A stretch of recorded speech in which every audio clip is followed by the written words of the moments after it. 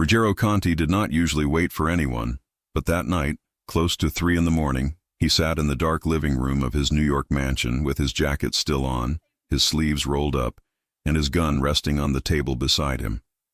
The house was silent, the city lights reflecting faintly through the tall windows. His men had gone home hours ago. The meeting was over. The tension with rival families could wait. But she couldn't. Grace, his maid, the woman he had barely noticed for months, always moving quietly through the hallways in her plain uniform, hair tied back, eyes lowered, voice soft. She cleaned, organized, and disappeared into the background as if she didn't exist. Until tonight. He hadn't planned to walk down that hallway. He hadn't planned to stop. But he did, because he saw something that made him forget how to breathe for a second. A woman. A beautiful woman. Not the invisible girl he knew. Not the quiet maid who avoided every glance. A woman in a fitted black dress, hair loose around her shoulders, lips with a faint hint of color, heels that clicked softly on the floor. She stood at the end of the corridor, adjusting her earrings in the mirror. Her reflection was calm, confident, and nothing like the version he had grown used to. It took Ruggiero 5 steps to realize it was her. Grace. He had stared without a word. She had turned, surprised to see him, and froze for a second, as if waiting for him to yell at her. But he didn't. He couldn't. His chest had tightened in a way he didn't like. His pulse rose and anger mixed with something he didn't want to name. "Where are you going?" he asked, his voice low. She swallowed. "Out." "With who?" "Friends." He hated the answer, hated the dress, hated not recognizing her, hated that he had never noticed her before, hated that he cared. When she walked past him, her perfume brushed the air. Light, soft, nothing like the sterile smell of cleaning products he associated with her. She didn't look back. She left through the main door, and the sound of her steps faded. He ordered 2 men to follow her without explaining why. And now, hours later, Ruggiero sat still, jaw clenched, eyes on the front door, waiting for her to come back inside.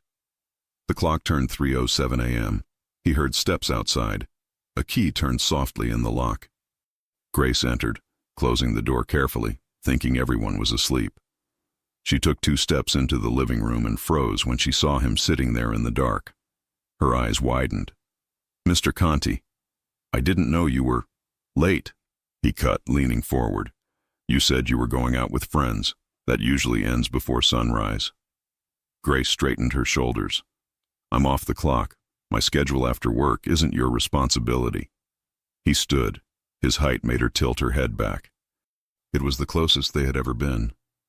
Her makeup was smudged from hours of dancing. Her hair was slightly messy from the night air. Her cheeks were flushed. She looked alive.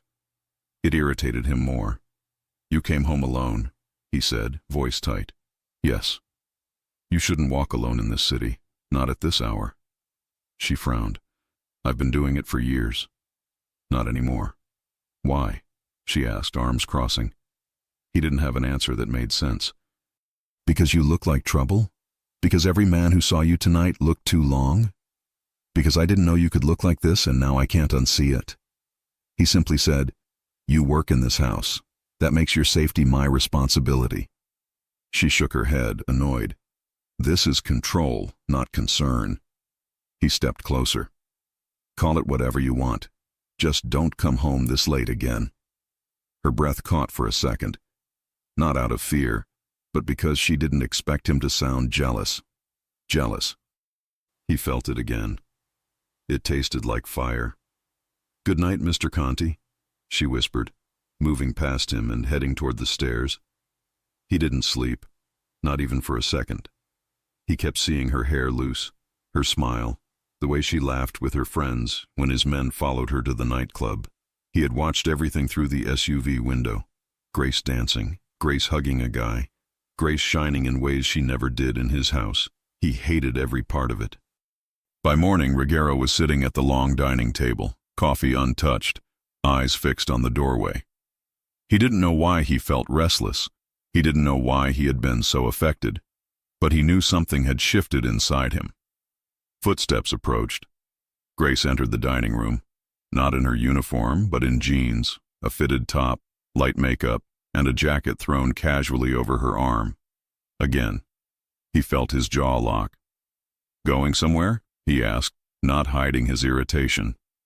She nodded. "Yes. It's my day off." "Dressed like that?" Her eyebrows raised. "What's wrong with the way I'm dressed?" He didn't answer. Because the truth was simple and unacceptable. She looked beautiful again. Natural, fresh, young, and absolutely not invisible. "Where?" he demanded. She let out a slow breath. "I have a second job." His eyes narrowed. "Since when?" "Since before I came to work here." He stood. "Where is it?" "That's personal. It becomes my business if it puts you in danger." She shook her head. "I'm not in danger, Mr. Conti. I work at a club, bartending. That's it." "A club? The same one from last night?" The thought hit him like a punch. He stepped closer. "I'll drive you." "No," she answered immediately. "Absolutely not." He tilted his head slightly. No one denied him. No one. But she did. "I said I'll drive you." He repeated, firmer. "I said no. I don't want my boss showing up where I work. It would be strange. And uncomfortable." Uncomfortable. He didn't understand why that word bothered him so much. "I don't like surprises," Ruggiero said. "And I don't like being followed," she shot back, her expression sharp. He froze. She knew. She had felt it. He didn't apologize. He never apologized. Instead, he walked around the table and grabbed his keys. "If you don't tell me the address," he said calmly, "I will find it myself." Grace closed her eyes for 1 second, frustrated, then gave him a tired look. "Please don't cause problems for me. I need that job." His chest tightened. "For money?" he asked. "Yes." He didn't like that answer either. He didn't like anything about this situation. "You're leaving now," he said, voice controlled. "I'll follow, whether you want it or not." Grace stared at him, stunned, angry, confused. He didn't wait for her reaction. He grabbed his coat, walked out the door, and headed to his black SUV. From the entrance, she watched him with disbelief. He wasn't bluffing. He wasn't going to let her go alone. Not today. Not ever again. She exhaled, defeated, and walked down the steps. Ruggiero opened the passenger door for her. She hesitated for a moment, then got in. He closed the door gently but firmly and walked to the driver's side. She buckled her seatbelt without a word. He started the engine, eyes forward, jaw tight. "Give me the address," he said. "No." He turned to her slowly. "Grace." She glared at him. "I said no."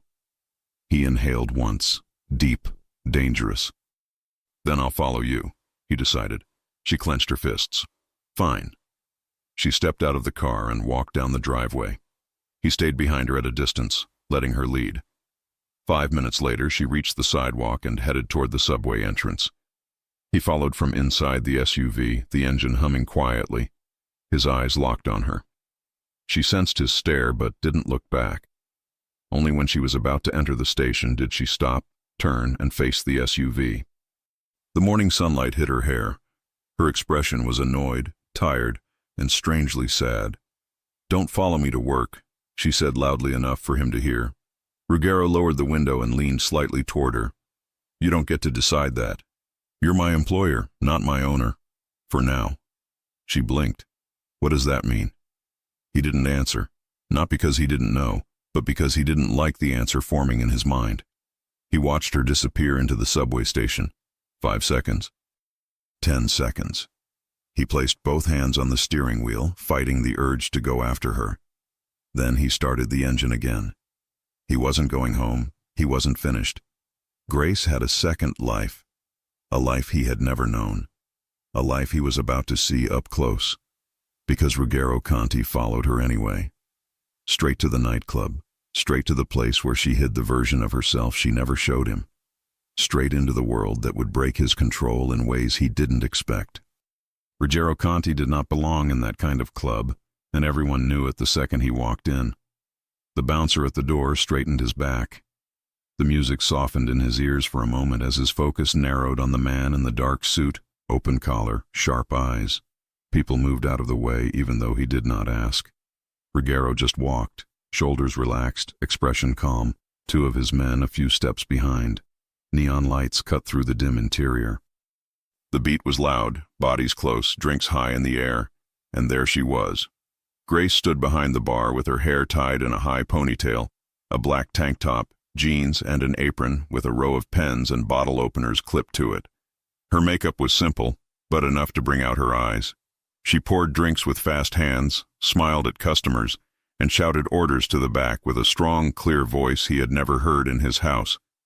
She laughed at something a man said. The sound reached him under the music.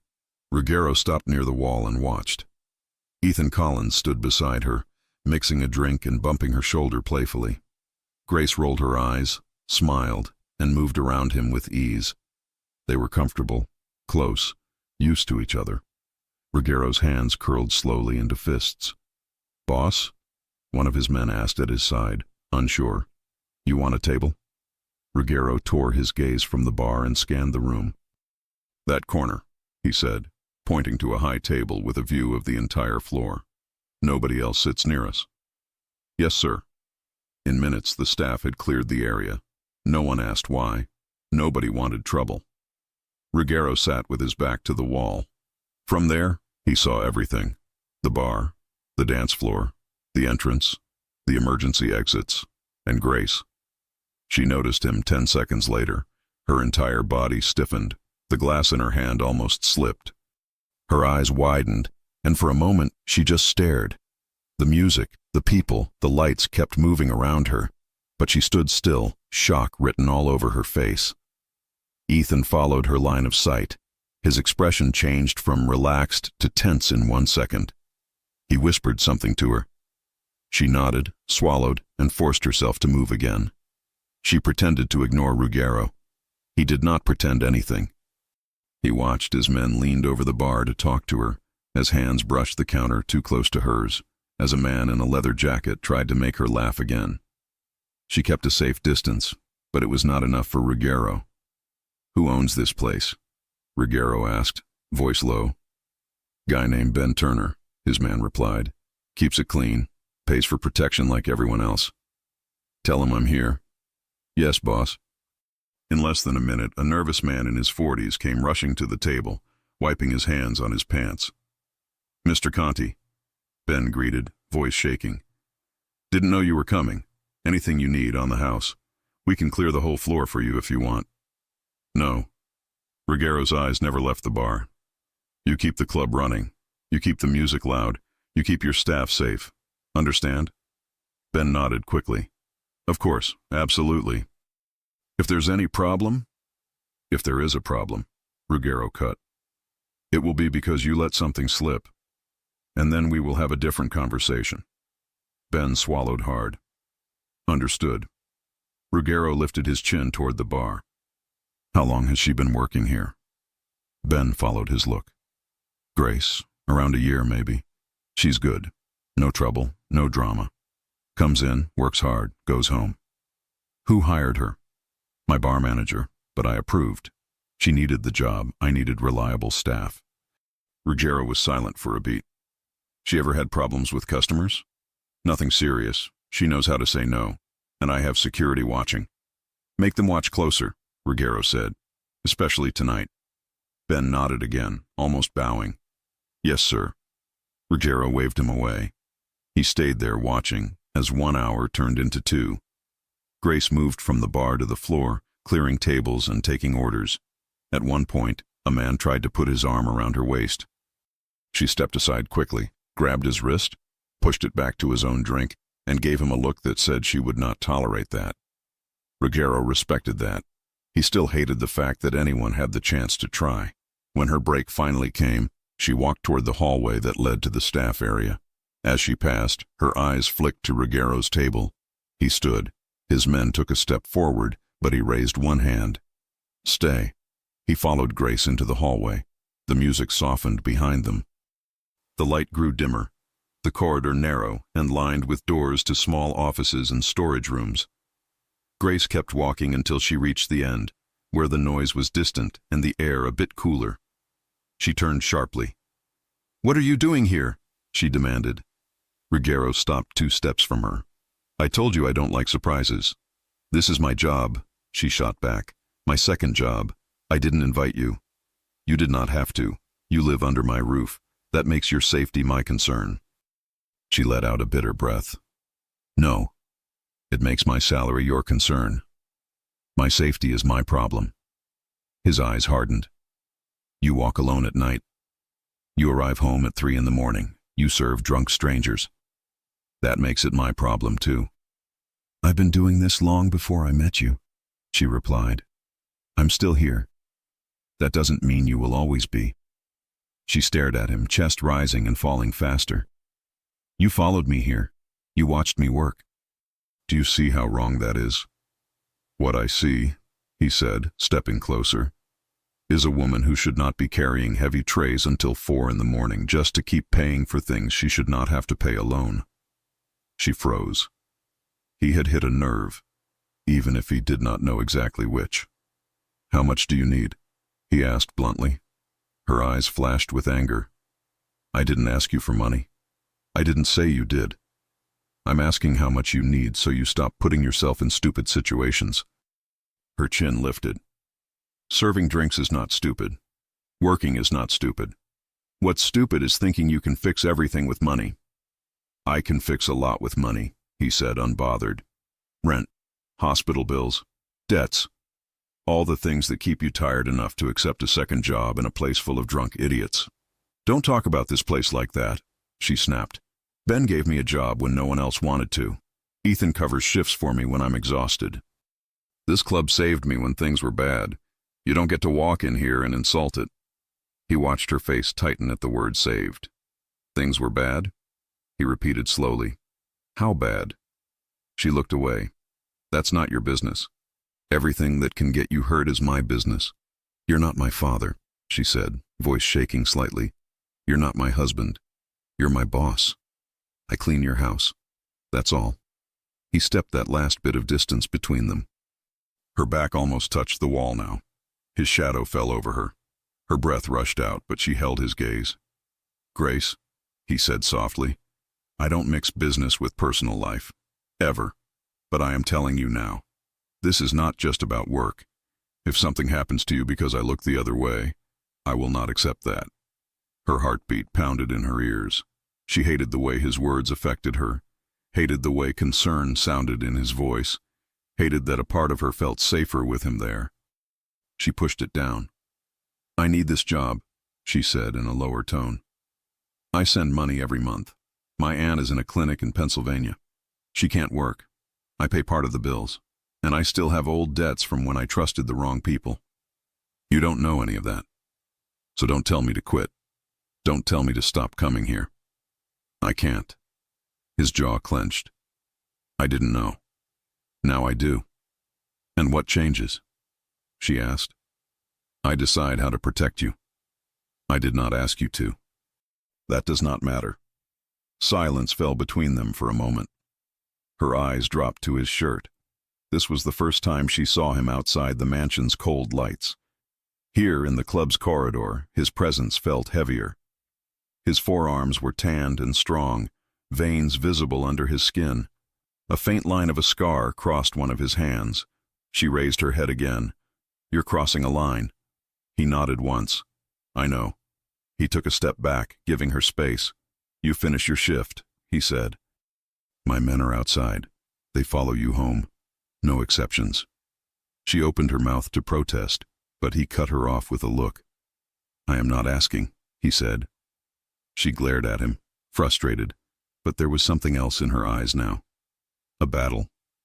Part of her wanted to scream at him. Another part of her felt a strange relief. "Go back to your table," she said. "People are staring. Let them." She pushed past him and headed back down the hallway. He stayed there for a second, watching the empty corridor, then followed behind at a distance, back into the noise, the lights, the crowd. He stayed until her shift ended. He watched her step out the back door with Ethan, laughing at something he said. Ethan's eyes softened when he looked at her. He leaned in, talking close to her ear so she could hear over the music. Ruggiero's teeth pressed together. He watched as one of his men approached and told Grace he was there to drive her home. Her shoulders tensed. She turned her head and looked toward the street, where his SUV waited. For a brief moment, their eyes met through the distance. Then she got into the car. He did not ride with her. He stayed behind, talking to Ben in a low, serious tone, making sure the club understood something had changed. When Grace arrived at the mansion, the house was dark again. She entered quietly, thinking he was still out. He wasn't. He was in his office, watching the cameras, the car feed, the entrance, every angle of her return. Only when he saw her safely cross the hall and disappear into the servants' wing did he lean back in his chair and close his eyes for a second. Sleep still did not come. The next morning, he asked for her. Grace stood in front of his desk wearing her maid uniform again. Hair pulled back tight, no makeup, eyes down. The contrast hit him harder than he expected. "How many hours do you work there?" he asked. She looked confused. "At the club?" "Yes. 4 or 5 nights a week, 6-hour shifts." "You live here. You work here 6 days a week," he said. "That's too much." She shrugged. "I manage." "You won't manage when you collapse." She stayed quiet. Ruggiero placed both hands on the desk. "From today, there are new rules." She tensed. "Rules?" "Yes. You don't come home after midnight. You don't walk alone, ever. If you work late, my driver picks you up at the back door. You send a message when you leave and when you arrive. You don't accept rides from anybody else. And if something feels wrong, you call me." Her lips parted in disbelief. "You want me to check in with you like a child?" "I want you alive." "I am an adult woman," she said, voice firm. "I know how to cross a street, how to say no, how to leave when I feel unsafe. I've been doing it alone for years." "And you survived by luck," he replied. "I don't rely on luck." "This is not protection," she insisted. "This is control." His gaze locked onto hers. "If you had another job, I would say the same. But you work in a place full of alcohol, strangers, noise, and chaos. One wrong person touches you there, and security cannot always get to you in time. You can't control every risk I take. I can control the risks taken by the people under my roof," he said. "And you are one of them." Her heart stung at the word people, not staff. For a second, she saw something softer in his eyes, but she pushed the thought away. "You think you own my time," she said quietly. "I own what I pay for," he replied. "Your work hours, yes, but this is not about that. This is about the fact that there are people out there who would hurt me through anyone connected to me, including you." She blinked. "Why would anyone use me?" He hesitated for a moment. "Because you are close, and they think you are weak." "I am not weak." "I know," he said. "That is the problem. When strong people get hurt, they survive, but they carry the scars for a long time." The room went silent. She heard his words in her chest, where old scars lived. "I don't want your scars to get deeper," he added. Her throat tightened. "Why?" she asked. "Why do you care? I'm just the maid." His jaw flexed. His eyes did not leave hers. "You are not just anything," he said. The air in the room changed. Grace's fingers tightened around the edge of her apron. She felt unsteady for a second. "You follow my rules," he continued, voice firm again, "or you stop working at the club." Her head snapped up. "You can't ask me to quit." "Yes, I can. I need the money." "Then I will increase your salary." She laughed once, humorless.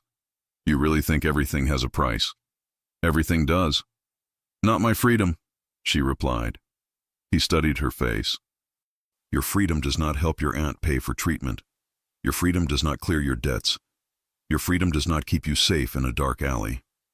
"My dignity does," she shot back. "And it disappears when someone else decides where I can go and what I can do." The words hit him. He did not like the feeling that came with them. He leaned back in his chair, trying to regain distance. I am not your enemy, Grace. It doesn't feel that way, she whispered. He exhaled slowly. The rules stay. You can hate them. You can hate me, but you follow them. We are done. She stared at him for a long second, then turned on her heel and walked out of the office. All day, the air in the house felt tense. Grace moved through the rooms with robotic precision. She dusted, washed, arranged, and avoided looking in his direction.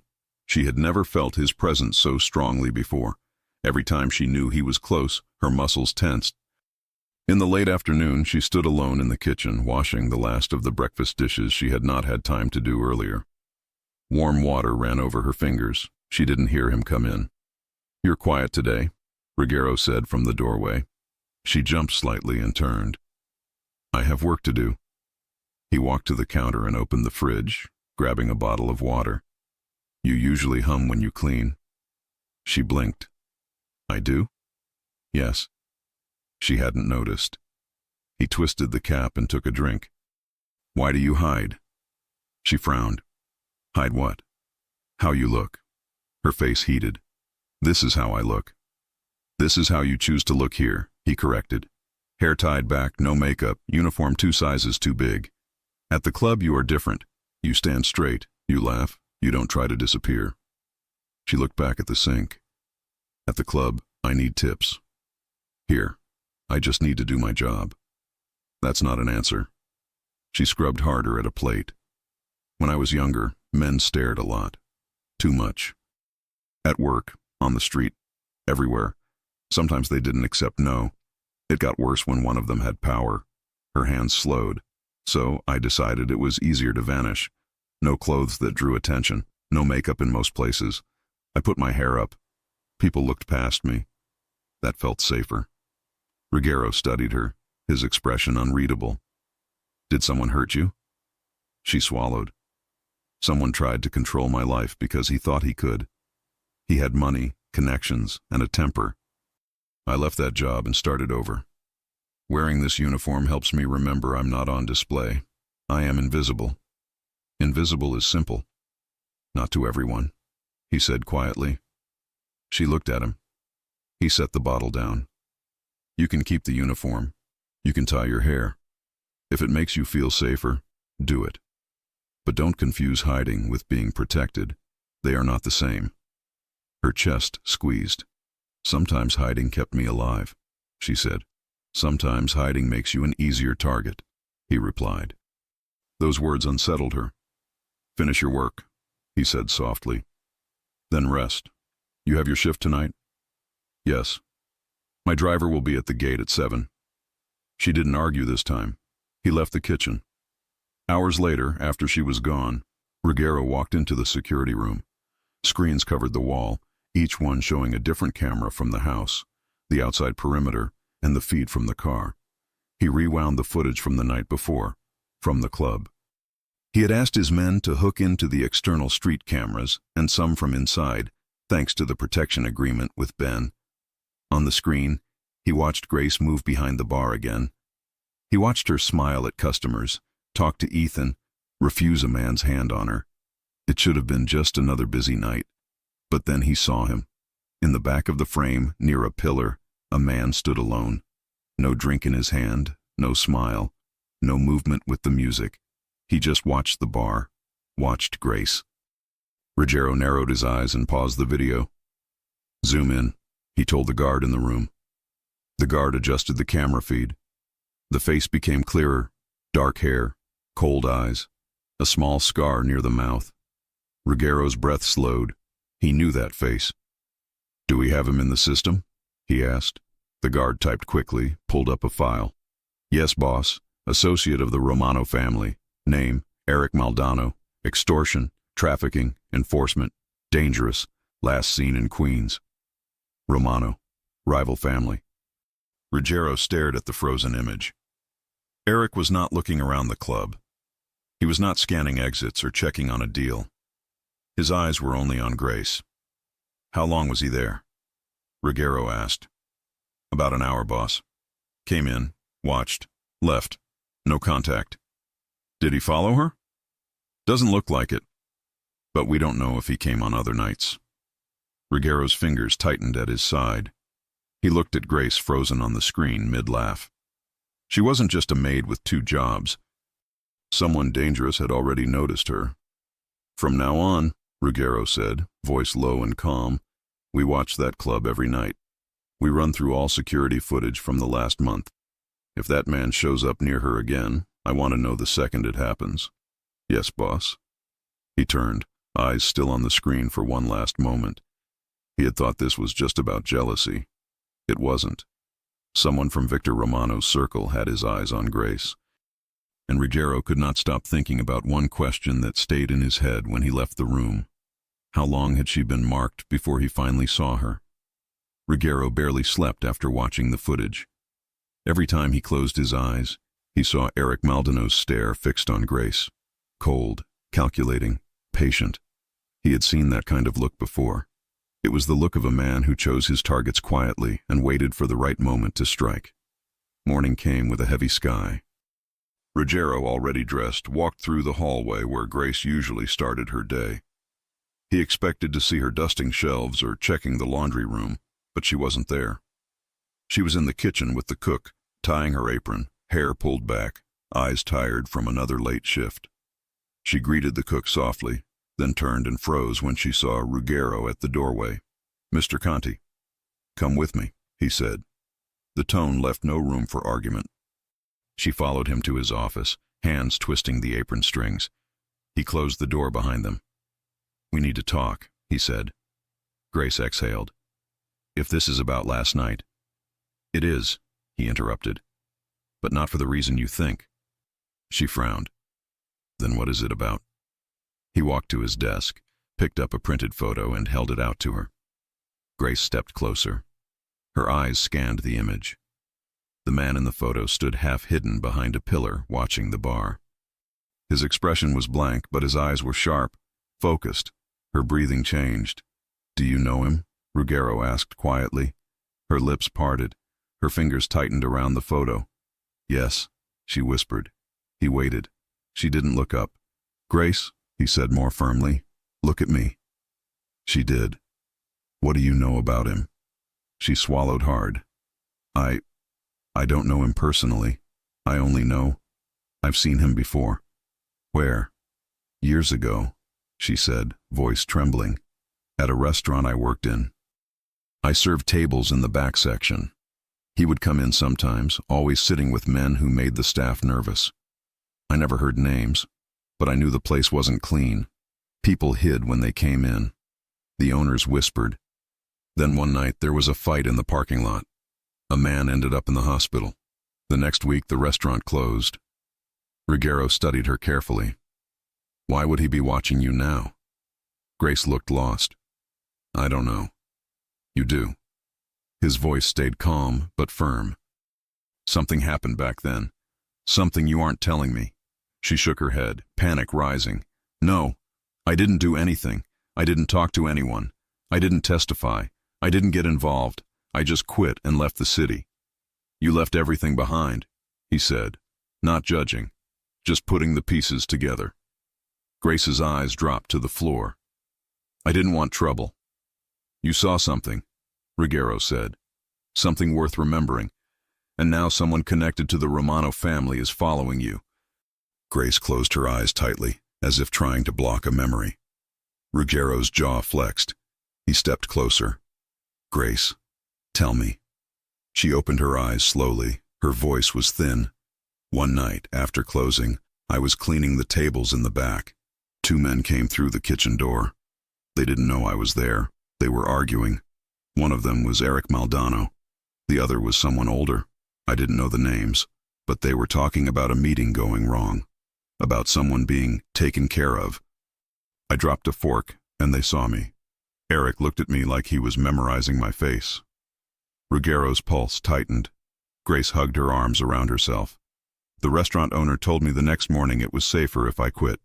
He said people were asking questions about staff. I left that same week. I moved, changed my phone number, worked in places where nobody paid attention to me. I just wanted to disappear. Her voice cracked.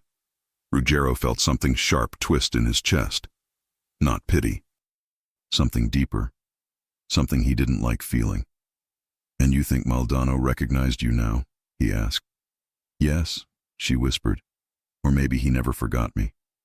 Ruggiero took the photo from her trembling hands. "You should have told me this from the beginning." "I didn't think it mattered," she said. "I didn't think I mattered." He closed the space between them so fast she had to lift her head to look at him. "You matter," he said, voice low. Her breath caught. He forced himself to step back. "This changes everything. From now on, you don't go anywhere alone. You don't take the subway. You don't walk outside the mansion without someone with you, and you don't go to the club tonight." She shook her head, panicking. "I have to. I need the money." "You're not going. I can't afford to lose that job. I'll cover it," he said. "I don't want your money," she said through her teeth. He matched her stare. "You want to stay alive?" She froze. His phone buzzed. Logan Parker's name flashed on the screen. Ruggiero answered. "What?" "We found Maldondo's car near the mansion last night," Logan said. "Parked 2 blocks away. Stayed there for 30 minutes. Left around the time Grace got home." Grace stiffened. Ruggiero's eyes darkened. "Did he approach?" "No, but he's watching her." "And boss?" Logan hesitated. "There's something else. Someone inside our side may have tipped Romano off." Ruggiero frowned. "A leak?" "My guess? Someone low-level but with access to staff records or routines." Ruggiero's jaw tightened. "Find them." "Already on it." Ruggiero hung up. Grace watched him, fear creeping into her expression. "Someone was outside the mansion?" "Yes." "Watching me?" "Yes." She backed into the wall without realizing it, hands shaking. "Grace," Ruggiero said, stepping toward her. "Listen to me. Nobody is touching you. Not while you're under my roof." "Why?" she whispered, voice breaking. "Why would they come after me?" "Because you were in the wrong place years ago," Ruggiero said. "Because you saw something that involved them. And because hiding doesn't erase you from their memory." Tears filled her eyes, but she blinked them back. "I can't go through that again," she whispered. "I can't." "You won't," he said. Her voice shook. "You're saying that like you can control everything." "Because I can." She looked at him, really looked at him. Not as a boss. Not as a man trying to control her, but as someone who carried danger like a shadow and yet stood in front of her like a shield. "You can't protect me forever," she said softly. "I don't need forever," he replied. "I need until this ends." She looked tired, small, human. And for the first time, Ruggiero saw how heavy her life had been long before she stepped into his mansion. He spoke again. "You're moving rooms." She frowned. "What?" "You're not staying in the servants' wing anymore. Too isolated, too easy to access from outside windows. You'll move to the secure floor." "The secure? That's near your room." "Yes, that's inappropriate. That's safe." "I don't want to be watched," she insisted. "You'll be protected." She pressed her lips together, angry, afraid, overwhelmed. "This is too much," she whispered. "It's necessary." He walked to the door and opened it. "Come. I'll show you where you'll stay." She followed him reluctantly, up 1 floor, past locked doors, past security panels. He opened a quiet hallway with only 4 rooms. His bedroom at one end, a guest suite at the other. He opened the guest room door. "This is yours." Grace stepped inside slowly. The room was twice the size of her old one, with a bed covered in clean white sheets, a window facing the garden, a private bathroom, and thick walls that muted the entire mansion. She turned to him. "I don't belong here." "You don't belong where someone can reach you through a window," he replied. "But this feels like..." She hesitated, searching for the right word. "It feels like I'm being kept. You're being protected. By force." He didn't deny it. She ran a hand over her face. "This is not normal. This is not what a job is supposed to be." "You think this is about your job?" he asked. She froze again, His voice quieted. If this were just about work, I would fire you and move you somewhere safer, but I'm not doing that. Her chest rose quickly. Why? He opened his mouth, then stopped. He didn't have a clean answer, not one he wanted to say out loud. He turned and walked toward the door. Take the day to rest. You're not leaving this floor without telling me. Ruggiero. He paused at the doorway. She had never said his name before. Not like that. He didn't turn around. You will tell me everything you remember about that night, he said. Even the things that scare you. She lowered her gaze. Why do you care so much? He didn't answer. He left the room and closed the door behind him. Hours later, night fell over the mansion. Grace sat on the edge of her new bed, trying to calm her breathing. The walls felt too close, too safe, too much like she was trapped between a protector and a threat she didn't understand. A soft sound echoed from the hallway. Ruggiero on the phone, voice low, angry. She stepped closer to the door, listening. Rebecca, he said, I need the file from the Romano case, the one with witness reports, the one everyone was told to ignore. Send it encrypted. A pause. I don't care if it's confidential. Send it. Grace pressed her ear closer, pulse rising. Ruggiero continued. Someone inside my family is leaking. Someone with access to movement schedules. Someone who knew which nights she left the house. Grace's stomach twisted. Then his voice dropped lower. And one more thing. Her name showed up in a report connected to my father's old operations. That doesn't make sense. I want every document on that too. Grace's eyes widened. Her name? In a Conti file? She backed away from the door, suddenly dizzy. A connection she never knew about. A past she never asked for. A danger she had run from for years, now tied directly to the man who claimed he wanted to protect her. She sank onto the bed, heart pounding. What if Ruggiero wasn't the one saving her? What if she had walked straight into the house of the man whose world had destroyed her life once before? She swallowed hard, fear rising. Because if that was true, she wasn't safe at all. Grace didn't sleep that night. She lay in the large, unfamiliar room, staring at the ceiling while the weight of Ruggiero's phone call echoed in her ears. Her name was in a Conti file. Someone from his organization knew she left the mansion at night. Someone connected to the Romano family was watching her. Every thought tightened her chest until she felt she could barely breathe. By morning, she was exhausted, but she still forced herself out of bed and tied her hair back. She didn't want to draw more attention than she already had. When she stepped into the hallway, Ruggiero's bedroom door opened. He came out in a dark shirt, sleeves rolled, hair slightly damp from the shower. His eyes scanned her quickly, checking if she had slept, if she was scared, if she was thinking about running. Good, he said quietly. You're up. We need to talk. Her stomach twisted. About what? About everything you overheard. She stiffened. I wasn't trying to. I know. His voice remained calm. But now we're not avoiding anything. We finished this conversation today. He walked past her, expecting her to follow. She did. Inside his office, the windows were half open, letting in the cold morning air. Papers were spread across the desk. One file sat in the center, thick, stamped, and recently delivered. Grace stared at it with dread. Ruggiero stood behind the desk and crossed his arms. Sit. She did, hands twisting in her lap. He opened the file. Your name appears in a report from 8 years ago, he said. A report tied to an operation that went wrong. My father was connected to it. She felt the room tilt. She didn't speak. She waited. The report mentions a meeting at a restaurant you worked in, he continued. The same night you say you saw Maldano. Grace's throat tightened. So, your family was involved? He shut the file gently. Listen to me. My father had many operations, some clean, some not. Not everything he did reflects who I am, and not everything reported was true. But he was there, she whispered. Or his men were. He nodded slowly. Yes. Her breath trembled. Ruggiero leaned forward slightly. Grace, look at me.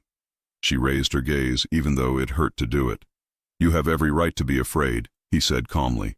You have every right to question everything. But understand this, whatever happened back then, I did not send anyone after you. I did not know you.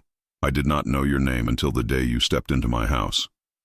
It was the first time he sounded almost vulnerable, not aggressive, not controlling, just honest.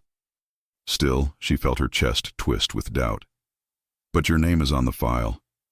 Your family touched the same world that nearly destroyed mine. His voice hardened.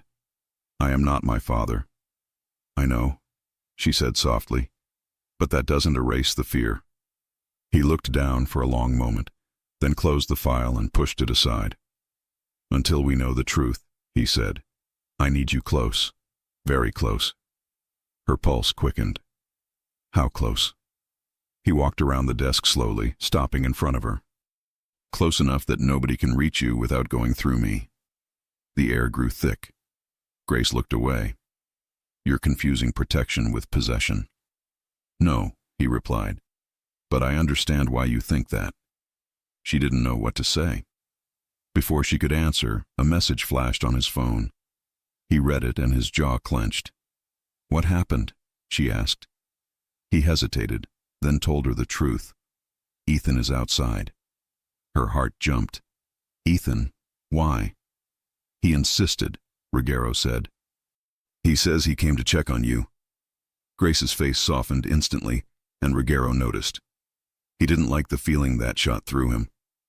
He's my friend, she said defensively. He's worried.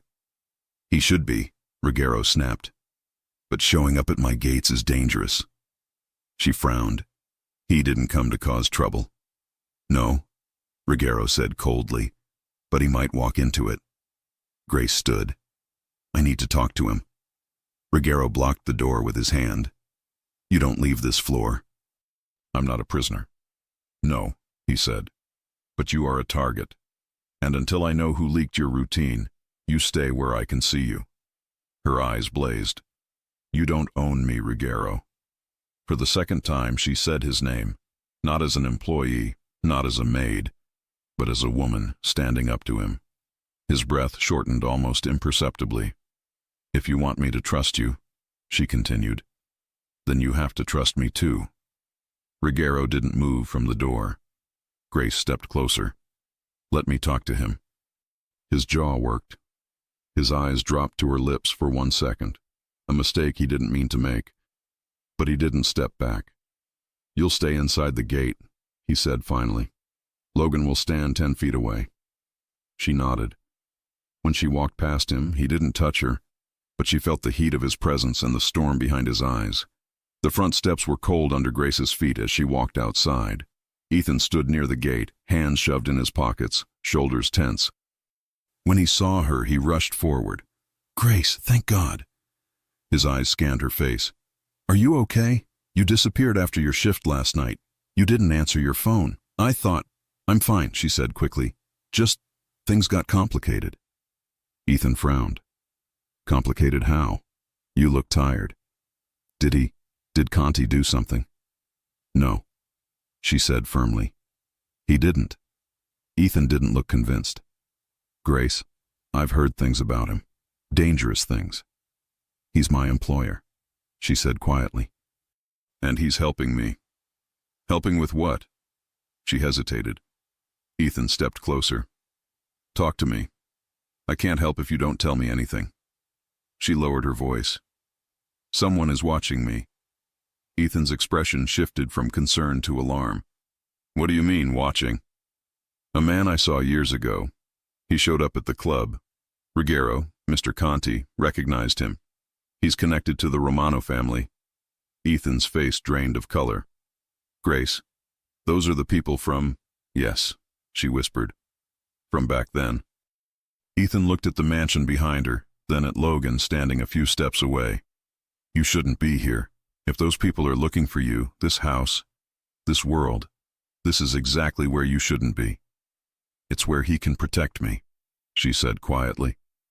Ethan stared at her, stunned. You trust him? Grace didn't answer immediately. Finally, she said, I trust that he's not lying. That's not the same thing, Ethan replied softly. Before she could respond, Logan stepped forward. Time's up. Ethan shot him a glare. Grace touched Ethan's arm. Please don't come here again without calling. It's dangerous. Ethan swallowed hard. For you or for me? Both, she whispered. He looked at her one last time. If you need a place to stay, if anything feels wrong, anything, you come to me, you hear me? She nodded. He stepped back and left. When Grace turned, Ruggiero stood at the top of the stairs, hands in his pockets, eyes unreadable. How much did he hear? He asked. Enough, she said. Ruggiero's gaze sharpened. He cares about you. Grace nodded. Ruggiero walked down one step. Do you care about him? She froze. Her pulse stumbled. Ethan wasn't the problem. His question was. He's my friend, she said carefully. Ruggiero tilted his head slightly. Friends don't look at you the way he looked. She felt her cheeks warm. You have no right to judge that. I'm not judging, Ruggiero said. I'm observing. She took a breath, trying to steady herself. You're making something out of nothing. That's what you think. That's what I know.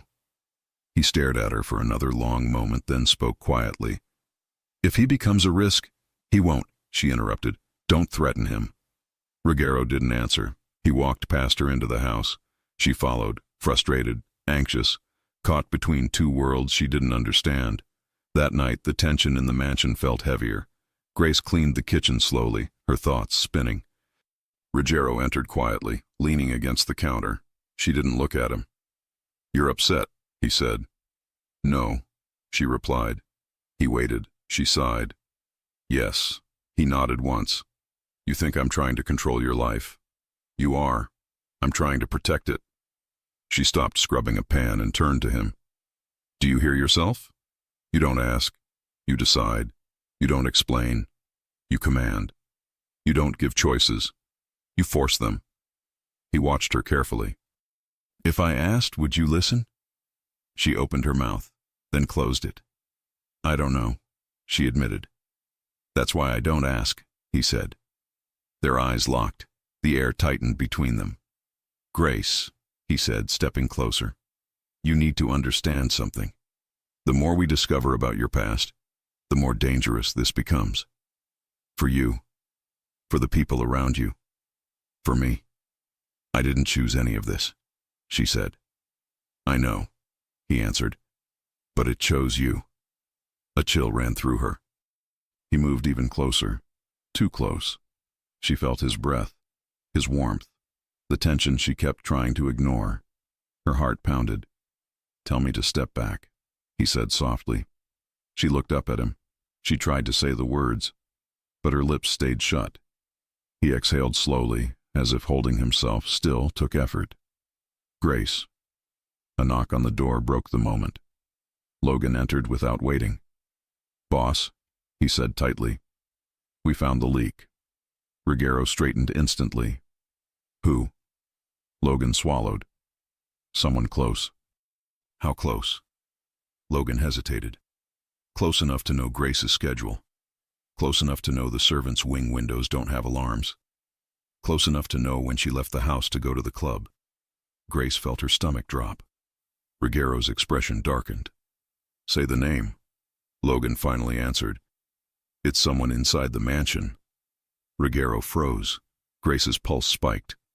Logan continued, voice low, tense. It's someone Grace sees every day. Grace's breath caught. Someone inside the mansion. Someone she trusted. Someone watching her movements. Ruggiero stepped closer to Logan. Which one? Logan said the name. Grace's blood ran cold. Because it was not a guard, not a cook, not a driver. It was someone who had access to every room. Someone who walked the halls freely. Someone invisible in the house, just like her. It was another staff member. The person who cleaned the guest rooms. The person who worked only at night. The person whose face she barely remembered because they blended into the background. Logan's voice dropped to a whisper. It's the night custodian. And he met with Victor Romano 2 days ago. Grace felt the floor tilt under her feet. Grace could barely process the name that came out of Logan's mouth. The night custodian. A man she barely noticed. Someone who moved quietly through the halls, always looking down, always avoiding eye contact. He worked at the hours when most of the staff slept.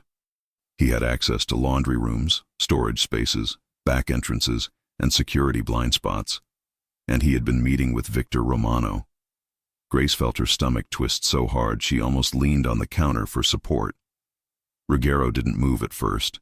He just stared at Logan with a coldness that made the entire kitchen feel 2 degrees colder. "Where is he now?" Ruggiero asked. "Gone," Logan replied. "Didn't show up tonight. Left early yesterday. Cameras caught him at the back gate around 2 a.m. He hasn't returned." Grace hugged her arms around herself. "He watched me." "Every night," Logan said carefully. He had access to doors, windows, and the staff's personal schedules. If he wanted to keep track of you, he could do it without anyone noticing. Her skin crawled.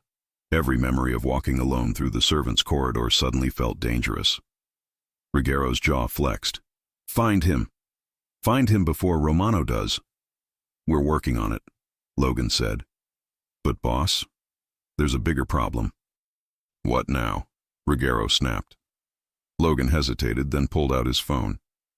"We traced the custodian's last known location. He went straight to the same nightclub where Grace works." Grace felt her blood drain. "He was inside?" she whispered. "We don't know. Cameras outside caught him entering through the back alley." "When?" Ruggiero asked. "Last night." Grace's breath caught. "That was the night I worked the late shift."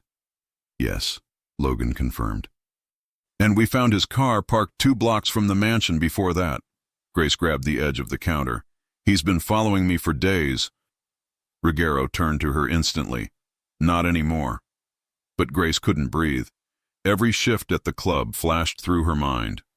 The crowded tables, the dark corners, the men coming and going. How many times had she walked past him, never realizing who he really worked for? Logan continued. "Maldonado is involved. The custodian met with him twice." Ruggiero's voice dropped dangerously low. "Then Maldonado is the one who wants her." Grace's chest tightened. "Why? Why now?" Ruggiero didn't answer right away. He picked up the Conti file from his desk, flipping to the page with her name. His eyes scanned the lines again. Then he looked at her. "Grace, the witness from the restaurant, the one who saw the meeting 8 years ago." She nodded nervously. "That witness disappeared shortly after. Dead. Romano blamed a leak. Someone talked." Grace's face went pale. "But it wasn't me." "I know," Ruggiero said. "But Maldonado thinks you might have seen more than you realized. And if you disappear now, it looks clean. They're covering old tracks." Grace sank into a chair. "I tried so hard to be invisible. I thought it worked." Ruggiero stepped beside her and placed a hand on the chair's back, close enough to feel his presence but not touching her.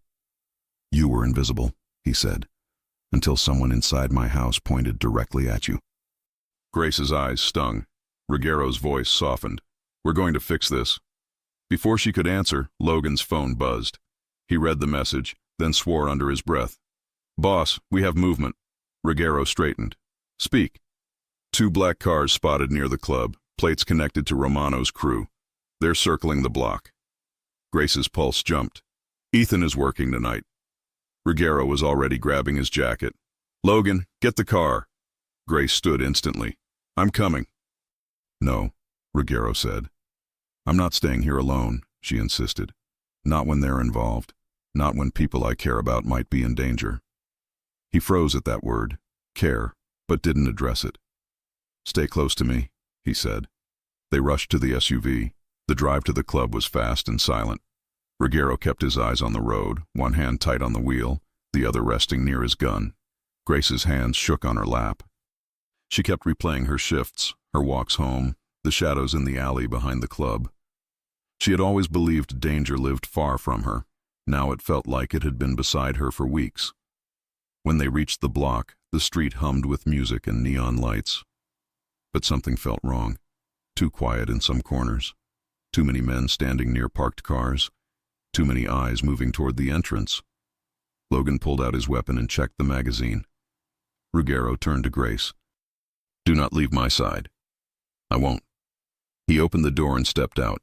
She followed close behind, heart hammering. As they crossed the street toward the alley behind the club, Grace stopped suddenly. Ethan. He stood near the back door, throwing trash into the dumpster, talking to another staff member. He hadn't seen them. Grace's relief broke through her panic for a second. But before she called his name, Logan's hand grabbed her shoulder sharply. "Don't move," Logan whispered. She froze. Ruggiero stepped forward, eyes narrowing. From the dark end of the alley, a van rolled forward slowly. Its headlights were off. Grace's heartbeat thundered. "Logan, there," Ruggiero ordered. Logan moved instantly, lifting his gun, stepping in front of Grace. The van accelerated. "Ethan!" Grace screamed. Ethan turned at the same moment the van doors swung open. Masked men jumped out. Everything happened at once. Gunshots exploded. Ethan dove behind the dumpster. Grace screamed. Ruggiero grabbed her, yanking her behind a row of metal crates, shielding her with his own body as bullets slammed into the wall behind them.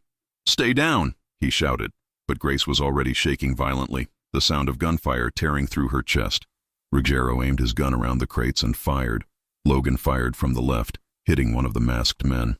Two more tried to rush Ethan, but Ruggiero shot another in the leg, sending him down screaming. The van reversed suddenly, trying to escape. But Logan hit the tire. The van swerved, crashed into a trash bin, and the last masked man tried to run. Ruggiero tackled him hard, pinning him to the ground, gun to his skull. "Who sent you?" Ruggiero demanded. The man spit blood. "You know who." "Say it." "Maldonado," the man hissed. "He wants the girl." Grace felt the world spin. Ethan rushed to her side, grabbing her arms. "Grace, are you okay? Did they hit you?"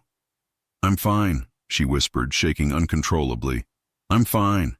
Ruggiero slammed the man against the pavement. "Why now? Why tonight?" The masked man laughed darkly. "Because your leak gave the schedule. He said this was her last shift before you locked her down." Maldonado said, "Move fast." Ruggiero's eyes turned to ice. "Where is he?" "You'll never get him," the man spat. Ruggiero didn't waste time. He knocked the man out cold. "Logan," he ordered, "call the cleanup team." "On it." Ruggiero then turned to Grace. She stood frozen, tears streaking down her face, Ethan supporting her. Ruggiero walked to her slowly. When she looked up, her voice trembled. "You took a bullet." His shirt sleeve was torn, stained with blood. "It's nothing," he said. Ethan glared. "It is not nothing. You risked getting killed." Ruggiero ignored him. "Grace, look at me." She lifted her head. "You're alive," he said. "That's all that matters." Her tears fell harder. But this time, they weren't from fear. They were from the sickening realization that everything she tried to run from had finally caught up to her, and the one person standing between her and death was the man she had been afraid to trust. Ruggiero placed a hand gently on her cheek, wiping a tear with his thumb. "You're done working here," he said quietly. "We're leaving." She nodded, unable to speak. Ethan grabbed her hand. "Grace, you're not going with him, are you?" Grace hesitated, torn between two worlds. Ruggiero stared at the hand Ethan held. "Let her go," Ruggiero said. Ethan didn't move. "She's not your prisoner." "No," Ruggiero said calmly. "But she is under my protection. Something you can't give her." "Because you're the problem," Ethan snapped. "Your world puts her in danger." "Tonight wasn't my world," Ruggiero said. "It was hers." Grace gasped softly. Ruggiero finally pulled her away from Ethan. She didn't resist. Ethan stepped back, devastated. "Grace, don't disappear, please." She looked at him with guilt and heartbreak. "I'm sorry." Then Ruggiero guided her to the SUV. Inside, Grace trembled and pressed her hands together. "Where are we going?" she asked. "To a safe house," Ruggiero replied. "Somewhere no one can reach you." "No one," she echoed. "No one but me," he said. She shivered, not from fear. He reached over, placing his hand over hers. "Grace, look at me." She turned. "You're safe now." But instead of reassuring her, the words hit her with a truth she couldn't ignore. She felt safest with him, even when she shouldn't. The safe house was isolated. quiet, surrounded by trees, with no neighbors in sight. Logan stayed outside to secure the perimeter while Ruggiero led her inside. The moment the door closed, the silence felt different. Heavy, intimate, warm. Grace sat on the couch, hands shaking. Ruggiero knelt in front of her, gently taking her wrists. "You're not alone," he said. She swallowed hard. "I'm scared." "I know." He lifted her hands to his chest, letting her feel his heartbeat. Steady, controlled, grounding. "You're shaking," he murmured. She closed her eyes. Everything happened so fast. When she opened them again, his face was inches from hers. "Ruggiero," she whispered. "Someone died because of me. Someone is after me. And now Ethan." "He's safe," Ruggiero said. "My men will watch him." "Why are they doing this?" she asked. "Why do they want me so badly?" He hesitated, then told her the truth. "Because someone told them you were the only survivor of a meeting that ruined their operation. Maldonado believes you know something that could expose Romano." Grace felt the blood drain from her face. "But I don't know anything," she whispered. "You know enough that they want you gone." Her breath broke. He stood slowly. "There's more." Her eyes widened. "What do you mean?" He walked to the dining table, grabbed a second file, and opened it. "Grace, someone approached you years ago, someone from law enforcement." Her heart slammed. "Did they ask you for information about the Romano and Conti families?" Her lips parted. She didn't want to remember. But she nodded. "A federal agent," she whispered. "He told me I might have seen something. He asked if I could help. But I didn't want to get involved.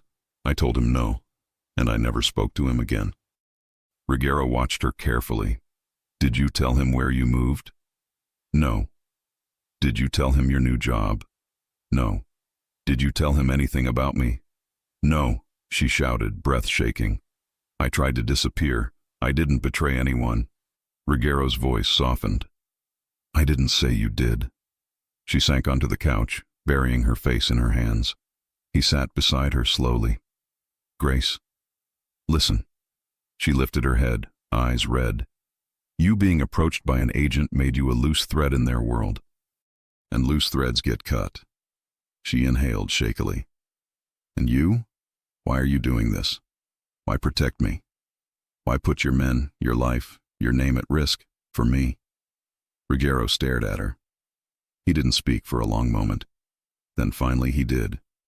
"Because I can't lose you." Her breath caught. He moved closer, lifting her chin gently with one hand. "Because every time you walk into danger, my chest feels like it's on fire. Because you don't run from me like everyone else does. Because you make me want things I shouldn't want." Her lips parted. "Ruggiero." He leaned in, slow, controlled. His breath brushed her cheek. "Tell me to stop," he whispered.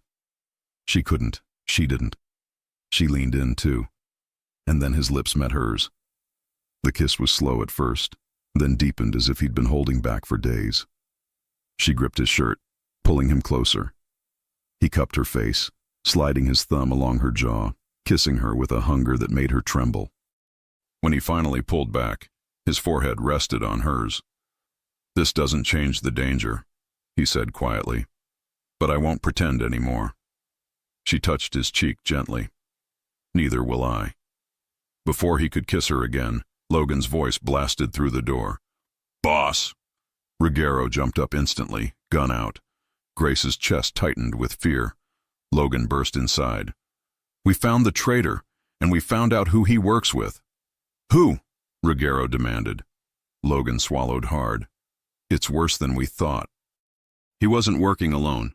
Ruggiero's eyes narrowed. "Who else is involved?" Logan took a breath. "Someone from inside your circle met with Victor Romano tonight, and they're planning a hit on you." Ruggiero froze. Grace's hand flew to her mouth. Logan continued. "And boss, the meeting is happening right now." Ruggiero stepped forward. "Where?" Logan met his eyes. "At Grace's nightclub." Grace's heart stopped. Grace felt the room drop away the moment Logan spoke those words. A meeting. A betrayal. A planned hit. And all of it happening right now, at her nightclub, the place where she served drinks, laughed with co-workers, and thought she was safe. Ruggiero's voice cut through the shock like a blade. Who met with Romano? Logan didn't blink. Someone high enough to know your movements, high enough to know you came here tonight, high enough to know you would leave the mansion to protect her. Ruggiero's eyes narrowed. Say the name. Logan swallowed. Darren Russo. Grace froze. She knew that name. Darren had been in the mansion almost every day since she started working there. He handled repairs, deliveries, staff schedules, always polite, always blending into the background. Quiet, helpful, friendly, a man no one noticed.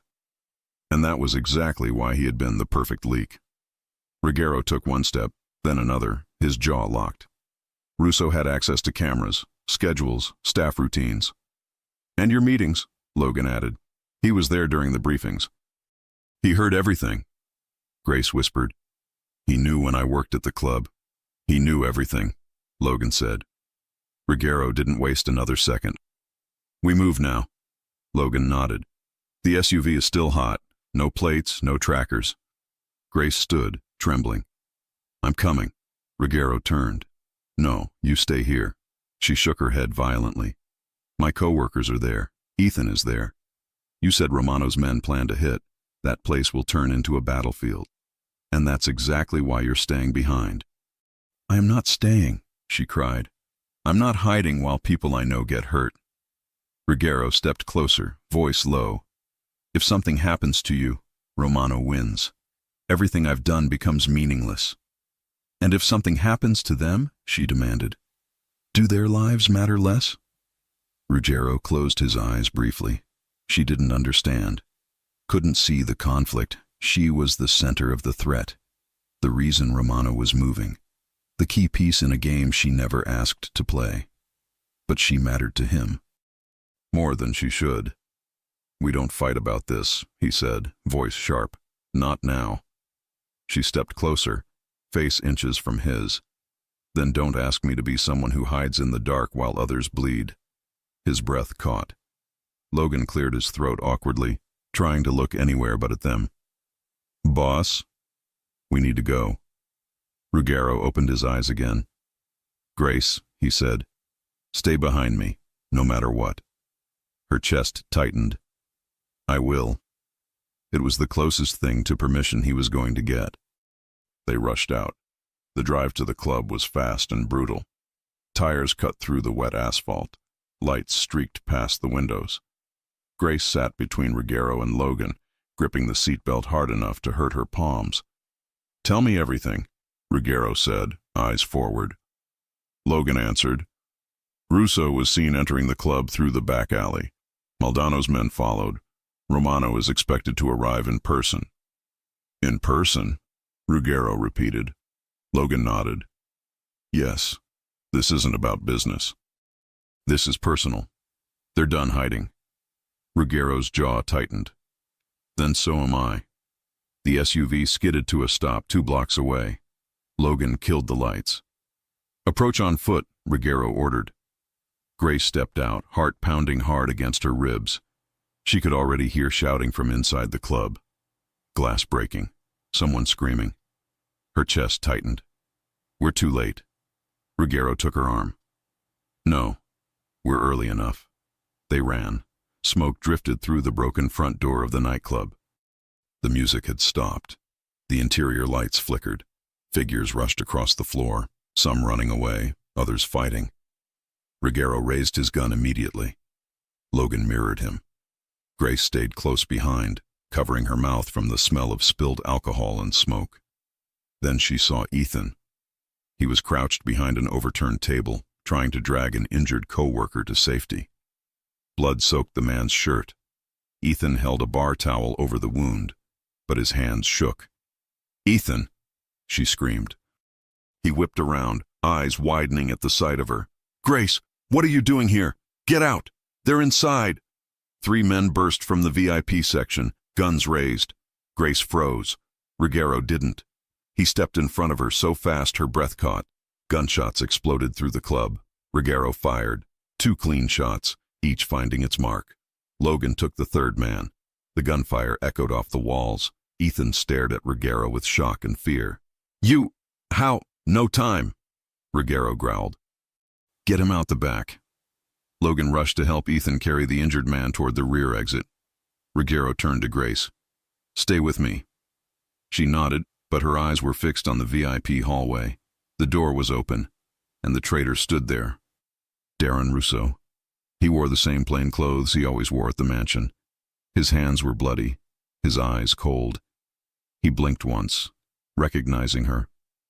Then he smirked. "You," he said softly. "You're harder to kill than I expected." Grace's stomach twisted. Ruggiero stepped forward, gun raised. "Don't breathe another word." Russo laughed. "She really has no idea, does she?" "Shut your mouth," Ruggiero warned. Grace grabbed Ruggiero's arm. "What is he talking about?" Ruggiero didn't answer. Russo did. "You think Maldonado wants you because of some random night 8 years ago?" Russo taunted. "No, sweetheart. He wants you because you were never invisible. You were the only one who saw his face during the operation, and Conti—" "Enough!" Ruggiero roared. Russo laughed harder. "And the best part?" Russo continued. "Your little maid was living under your roof the whole time. You brought the witness straight into your house." Ruggiero fired, but Russo ducked behind the VIP wall and sprinted deeper into the club. "Grace, stay here," Ruggiero yelled as he ran after him, but Grace didn't listen. She couldn't. Russo ran up the stairs to the balcony level. Ruggiero chased him. Grace followed close behind, heart hammering, legs trembling. At the top of the stairs, Russo shoved a server's cart toward Ruggiero. Ruggiero dodged it. Russo darted into the narrow corridor leading to the private rooms. Grace followed. Halfway down the hall, Russo spun, aimed his gun directly at her, and fired. Grace screamed and ducked, but the shot never hit her. Ruggiero slammed into her, shoving her behind him, taking the bullet in his shoulder. She gasped, grabbing him. "Ruggiero, I'm fine," he gritted out, raising his gun again. Russo ran. Grace looked at Ruggiero's bleeding shoulder in horror. "You're not fine." "I said I'm fine," he snapped, then softened his voice when he saw her shaking. "Grace, stay behind me, please." She swallowed hard and nodded. They continued down the hall. At the end, Russo reached the manager's office. He ran inside and tried to lock the door. Ruggiero kicked it open. Russo stumbled back. "You can't stop this, Conti. Romano wants both of you gone. Tonight is only the beginning." Ruggiero's hand shook with rage. "You used her. You fed her schedule to Romano. You brought men to her job. You put a target on her back." Russo sneered. "She was never yours to protect." Grace stepped forward. "Why? Why help them?" Russo looked at her, eyes cold. "Because your death buys my freedom. Romano offered me an easy future if I delivered you, and Conti's head." Ruggiero fired. This time, the bullet hit Russo's leg, sending him crashing to the ground. He screamed in pain. Ruggiero stood over him, gun aimed at his throat. "You're done," Ruggiero said. Russo spat blood. "Romano is coming. He's already inside." Grace's breath caught. "Inside where?"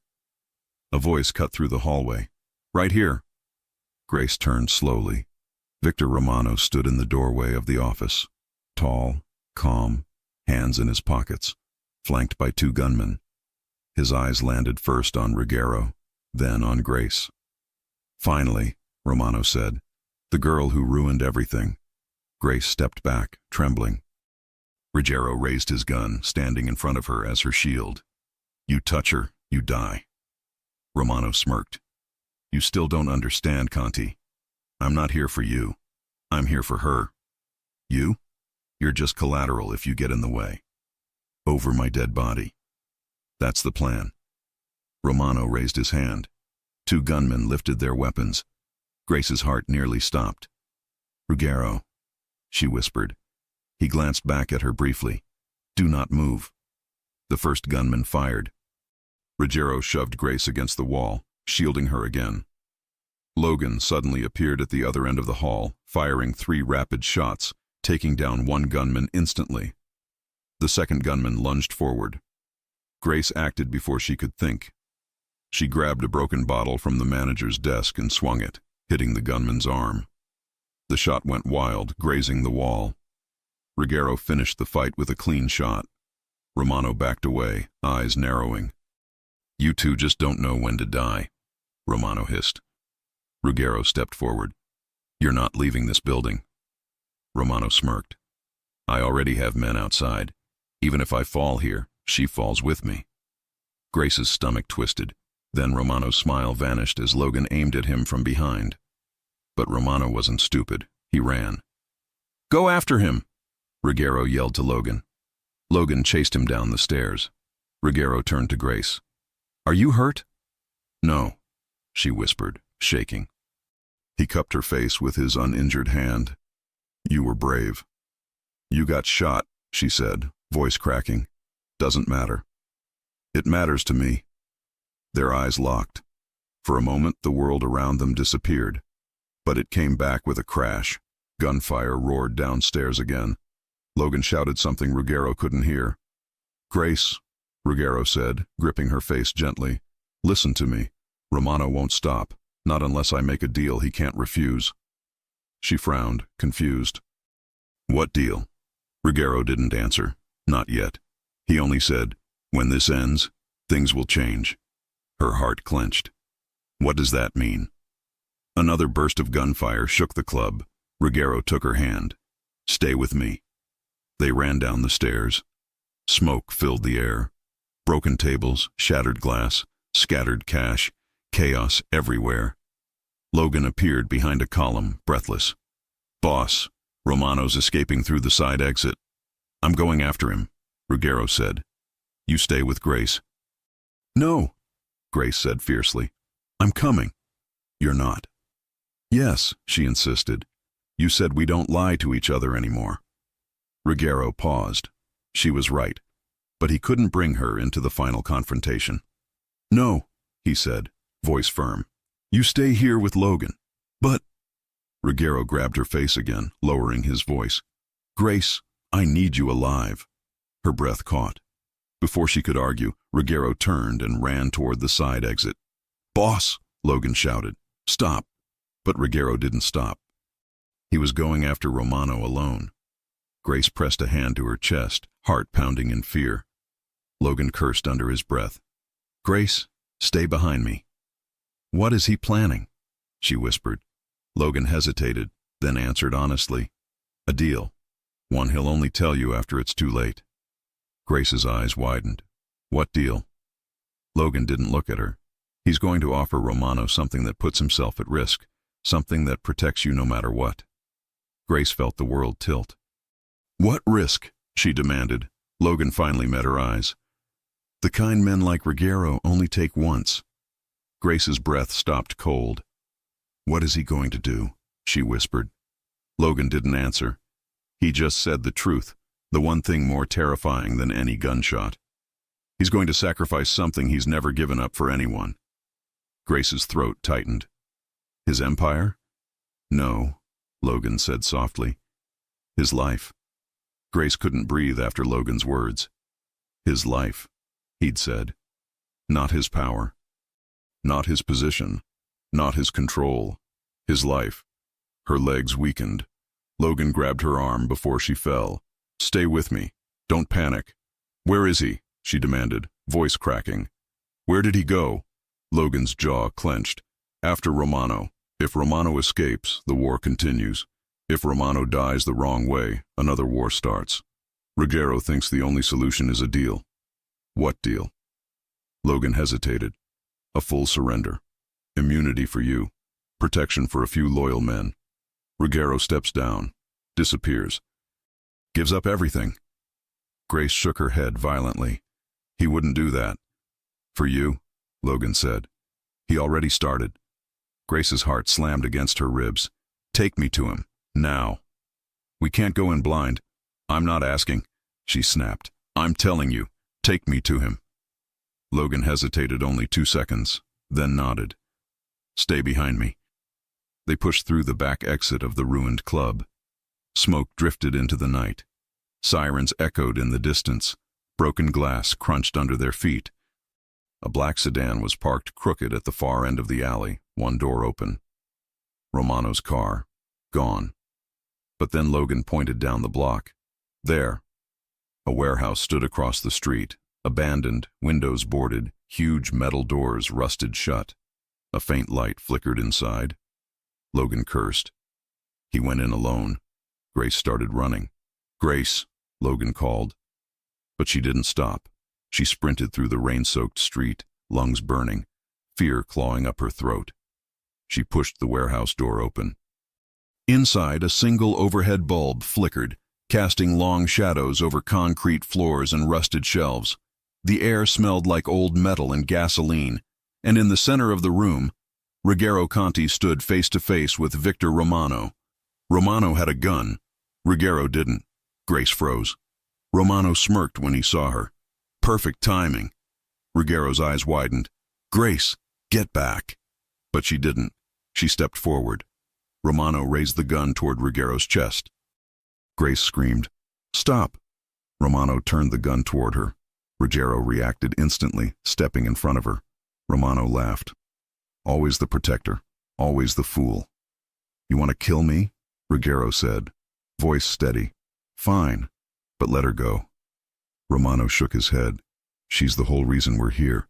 You think I'm letting her walk away?" Ruggero raised his hand slowly. "Then take me instead." Grace gasped. "Ruggero, shut up," he whispered to her, voice shaking for the first time. Romano's eyes widened in amusement. "What is this? The great Ruggero Conti offering his life? For a maid?" "She is not just my maid," Ruggero said. The words hit Grace like a wave. Romano lowered his aim slightly. "Then tell me, Conti, what is she?" Ruggero looked at her, really looked at her. "She's the only person who ever made me want to leave this world." Grace's breath broke. Romano grinned, sensing the weakness. "So that's the deal? Your life for hers?" "Yes," Ruggero said. "No," Grace said fiercely. "No, absolutely not." She stepped in front of Ruggero. Romano blinked. "You're brave for someone with no leverage." "I have leverage," she said. "Me." Ruggero grabbed her arm. "Grace, stop." But she pulled away and faced Romano. "You kill me and you get nothing," she said. "No leverage over Ruggero, no advantage, no victory, because he'll hunt every one of you down. Deal or not." Romano laughed once, short and sharp. "You think you understand how this works?" "I understand this," she said. "You want the past gone. I'm the last witness. But I don't know anything that helps you. I never did. Killing me won't erase your mess. And killing Ruggero won't fix your weakness." Romano's smirk faltered. Grace stepped closer. "You're running out of men," she said. "Out of power, out of time. That's why you need this deal as much as he does." Ruggero stared at her, stunned. Romano's jaw tightened. His gun wavered. Grace's voice softened, but her eyes stayed sharp. "Let this go. Take the deal. Save yourself." Romano's eyes flicked between her and Ruggero. He lowered the gun. "It's a good speech," Romano murmured. "But you're wrong about one thing." Grace frowned. Romano smiled coldly. "I don't need the girl alive." He suddenly raised the gun toward her. Grace's heart stopped. A gunshot echoed. One. Just one. Romano stumbled backward, eyes wide, a bullet lodged in his chest. He collapsed onto the concrete floor. Behind him, Logan stood in the doorway with his gun raised. Grace gasped. Ruggero pulled her into his arms instantly. "You're okay. You're okay." She buried her face in his chest, breathing hard, shaking uncontrollably. Logan approached cautiously. "He's gone, boss. It's over." Ruggero held Grace tighter. "No, it's not over. Not yet." They left the warehouse as police sirens grew louder. Logan had a cleanup team on the way. Ruggero kept his arm around Grace the entire time, guiding her carefully through the rain. Back at the safe house, the silence felt different. Heavy. Final. Grace sat on the sofa, wrapped in a blanket, watching Ruggero pace the room with blood still drying on his shoulder. He finally stopped. "We need to talk," he said. Grace nodded. "About the deal?" He looked at her, surprised she knew. "You were going to give up everything. she said softly. For me. Ruggiero exhaled slowly. I was prepared to disappear, change my name, leave my men with protection and vanish so Romano's family wouldn't retaliate. Grace's eyes filled. You would have faked your death. His silence told her everything. Why? She whispered. He stepped toward her, stopping right in front of her knees. Because I can survive losing my empire, he said quietly. But I can't survive losing you. Grace felt her breath tremble. You saved my life, she whispered. You saved mine, he replied. She looked at the blood on his shirt. You got shot again. I've had worse. It's not the point. He kneeled in front of her. Her heart jumped. Grace Miller, he said, I can't promise you a clean life. I can't promise peace every day, but I can promise honesty and loyalty, and that I will never let anything touch you again. Tears slid down her cheeks. I never wanted a perfect life. I just wanted someone who didn't lie to me, someone who didn't use me, someone who didn't see me as invisible. You were never invisible to me, he whispered. She touched his cheek, gently tracing the line of his jaw. And you were never the monster I was told to fear. He leaned into her touch. She leaned forward. Their foreheads touched, and when their lips met, the kiss was slow, deep, and full of everything they'd fought through to get there. Love, fear, relief, possession, choice. He lifted her onto his lap. She curled her fingers in his hair. His hands gripped her waist, pulling her closer, as if he finally allowed himself to want something without holding back. When the kiss ended, both were breathless. What happens now? She whispered. Ruggiero sat back, hands still on her waist. Now? We leave. Leave? He nodded. I made one last arrangement with Rebecca. She filed documents placing Logan temporarily in charge of the neutral operations. The rest dissolves. My father's legacy ends with me. Grace blinked. You're walking away? Yes, he said simply. If I stay, someone else will try to use you against me. I won't allow that. She placed her hands on his shoulders.